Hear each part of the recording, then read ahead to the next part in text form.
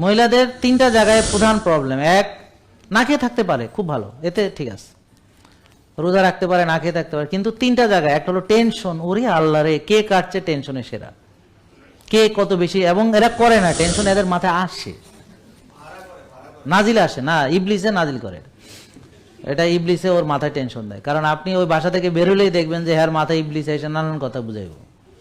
প্রথমে কেউ এবারে যে গেছে কি করতেছে তুই জানোস, তারপরে মানে আরো উল্টা পাল্টা, অমুক দিন না তোরে কি কইছিল, তারপরে 10 বছর আগে কোন দিন এই কথা কইছিল, এগুলো হ্যার মনে উঠাইব।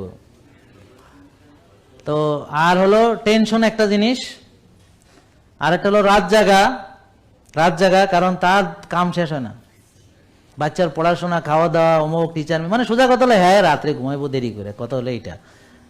আরেকটা প্রবলেম আছে সবাই না, সেটা হলো কি, তারা দামি একটা জিনিস খাওয়ার কথা শুনলে আর মেজাজটা ঠিক থাকে না।